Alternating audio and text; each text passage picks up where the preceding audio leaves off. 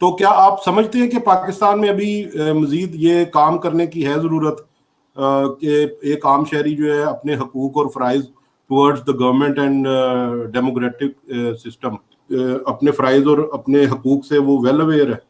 Actually علی صاحب بات یہ ہے کہ ایسے تو ہم سب کو پتہ ہے، لیکن موسٹلی ہمارا جو یہ ہے المیہ یہاں پہ یہ ہے کہ ہم کو اپنے حقوق پتہ نہیں ہے ٹھیک طرح سے. آج کا جو ہمارا جو ٹاپک ہے، زیادہ تر لوگوں کو یہ بھی نہیں پتہ ہوتا کہ سیوک ایجوکیشن کیا چیز ہے. آج ہم جو ٹاپک لے کے آئے کہ رائٹس اینڈ رسپانسبلٹیز یا fundamental rights of the citizen, تو اس پہ ہم بات کریں گے. تو مجھے نہیں لگ رہا کہ زیادہ تر سوسائٹی میں لوگ اس چیز سے اویئر ہے کہ ایک ڈیموکریٹک اسٹیٹ میں رہتے ہوئے ایک بندے کی کیا فنڈامنٹل رائٹس ہے، ٹوورڈز دا گورنمنٹ ان کی کیا ڈیوٹی ہے اور ان کی کیا رائٹس ہے گورنمنٹ کی طرف سے. تو اس وجہ سے جس طرح کہ عادل نواز صاحب نے ابھی پہلے سے آپ کو بتایا کہ ہم 154 والنٹیئرز ہیں اور یہ پروجیکٹ چلتا رہا ہے، لوگوں کو ایجوکیٹ کر رہا ہے اس بارے میں کہ آپ اپنے رولز اور رسپانسبلٹی سوسائٹی میں with in a democratic state آپ ایکسرسائز کرے اچھی طرح سے کہ ایک ایکٹیو سٹیزن کا رول پلے کرے. تو ابھی انشاءاللہ ہم اپنے یہ 4 صوبے میں والنٹیئرز لگے ہوئے اس کام کو پروپیگیٹ کر رہے، اور آگے سے انشاءاللہ مجھے لگ رہا ہے کہ جس طرح ہم یہ کام کر رہے ہیں اور یو این ڈی پی اس پروجیکٹ کو جس طرح سے سپورٹ کرے گی، تو انشاءاللہ سب سٹیزنز کو اس کے بارے میں بہت جلد اور اچھا اور خوب اچھی طریقے سے پتہ چل جائے گا اور وہ اویئر ہوں گے اپنے رائٹس اینڈ رسپانسبلٹیز سے. ٹھیک ہے. میرا اگلا کوشچن یہی تھا کہ یہ اس کی کوئی یعنی والنٹیئر بننے کے لیے کیا اس کی ریکوائرمنٹس ہیں؟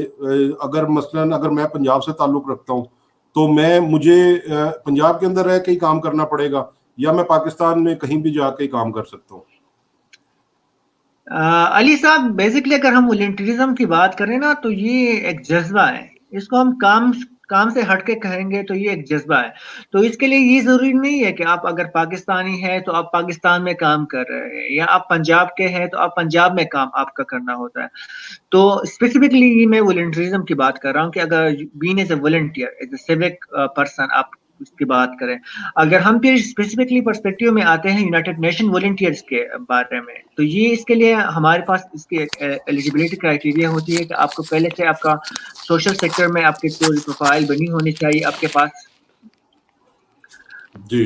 تو اس کے لیے بیسکلی آپ کو ان کی اسپیشل اسائنمنٹس ہوتی ہے جو کہ اس کو لے آپ کو اپنی پروفائل بنانی پڑتی ہے unv.org کے اوپر. ٹھیک ہے، اس میں آپ کی پروفائل بنتی ہے، پھر آپ نے اس کو ٹائم دیکھنا پڑتا ہے کہ کوئی اسائنمنٹ آ رہی ہے کہ نہیں.